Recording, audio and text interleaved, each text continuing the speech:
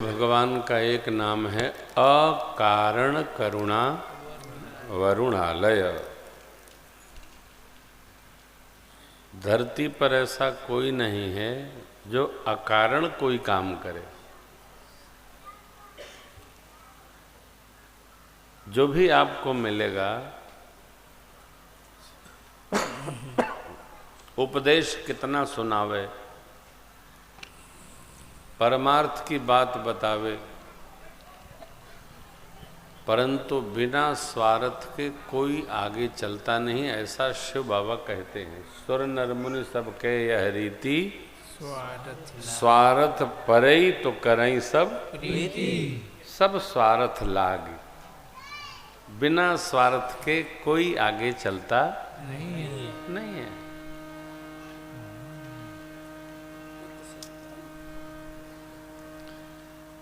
अभी नीति है, शिव शास्त्र की नीति है, गलत तो संभव नहीं है। लेकिन मेरे प्रभु अकारण कबहू ककरी करुणा नर देही देत ईश बिनु हेतु ना, इतना बहुत है। बिनु हेतु भगवान नर शरीर कैसे देते हैं? बिना हेतु। फिरत सदा माया कर प्रेरा, काल कर्म स्वभाव गुण घेरा। एक सत्कर्म भगवान देख लेते हैं। जैसे हम लोग कथा कर रहे हैं तो सत्कर्म तो कर रहे हैं, उद्धार तो पक्का हो, इसमें कोई लेकिन नहीं। आगे कह रहे हैं हरिचरित बखाने, भगवान की कथा गा रहे हैं तो कल्याण तो हो ही जाएगा।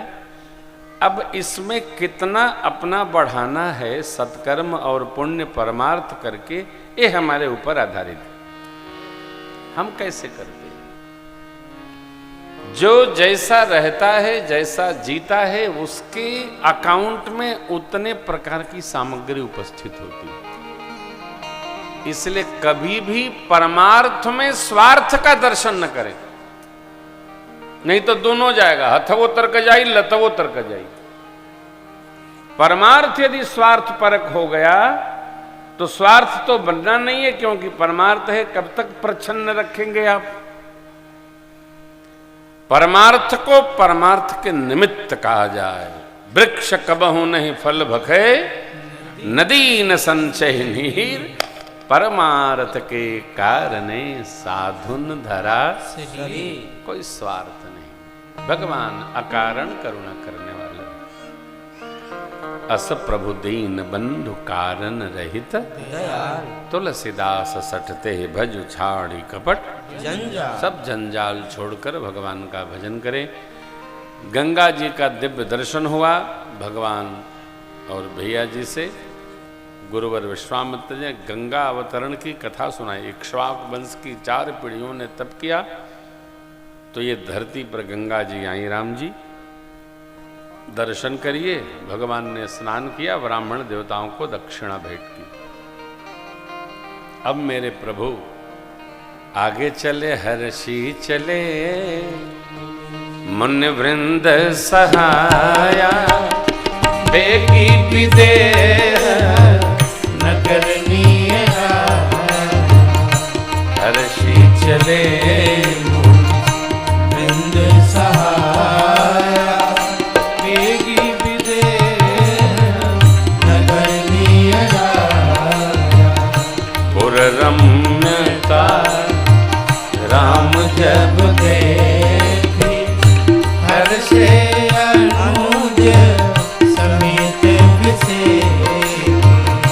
पुर रम्यता राम जब देखी, हर्षे अनुज समेत विसे।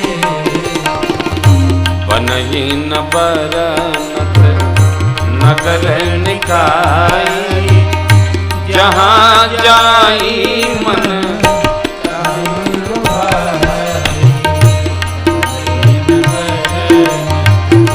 नगर निकाई, जहाँ जाई मन। पुर नर नारी सुभग सुचि संता धर्मशील ज्ञानी गुणवंता गुरु नर नारी सुभग सुचि संता धर्मशील ज्ञानी गुणवंता देखी अनूप एक अवराई सब सुपास सब भांति सुहाई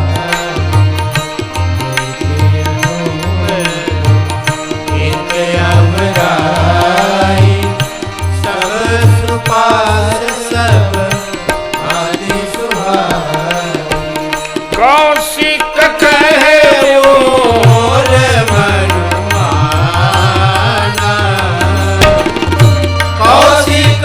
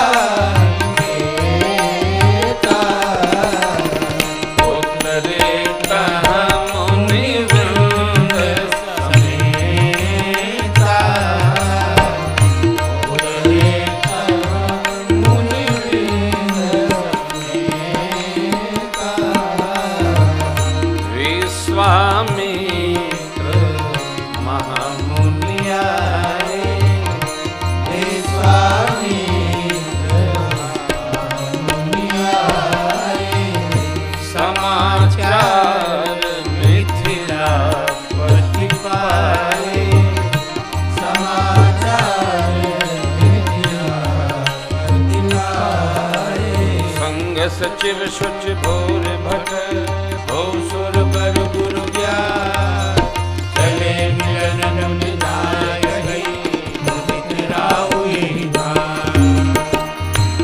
इन्हें प्रणाम चरण धरि माथा दीनी असीस मुदित मुनि नाथा वे प्रविंद सब सादर वंदे जानि भाग्य बड़ाऊ आनंदे कुशल प्रश्न कहि पारहि बारा विश्वामित्र कहि बैठारा कुशल प्रश्न कहि पारहि बारा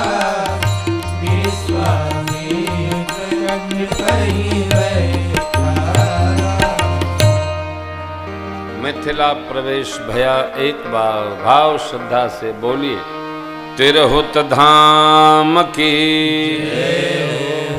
अद्भुत नगरी है मिथिला।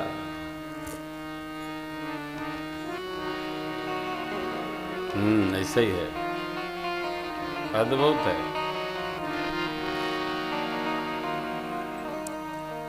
मिथिला के लोग कैसे हैं?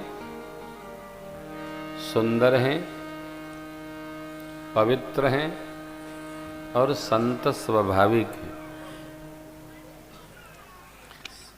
एक आम की बगीची देखकर गुरुदेव भगवान महामुनि विश्वामित्र जी ने कहा, राम जी यहीं उतारा करते हैं। गुरु सानिध्य में मुनिगण राम लक्ष्मण प्रभु उसी अमराई में जल थल सुपास देखकर उतरे।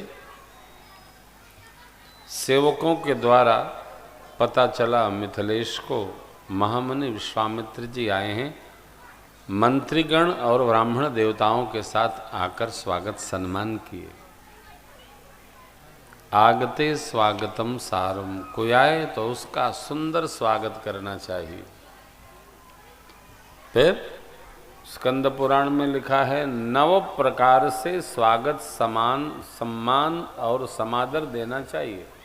9 प्रकार से। द्वार बढ़ के ले, आसन पर बिठाए, कुशल क्षेम पूछे, ठंडा गरम क्या लेंगे, आप आए हम धन्य हुए, हमारा परिवार धन्य हुआ। वाह! कुछ खिलाए पिलाए, सुपास व्यवस्था दे, सुंदर निवास दे। फिर जब उनको अनुकूल समय लगे तो उनसे पूछे, आपके आगमन का कारण क्या है, क्या सेवा करूं आपकी। जो आए स्वागत से ही उसकी थकान मिटनी चाहिए।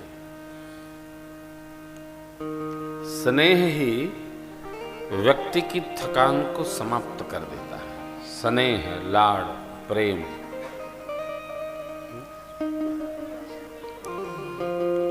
आए उसका बड़े ही प्रेम पूर्वक सम्मान स्वागत करना चाहिए।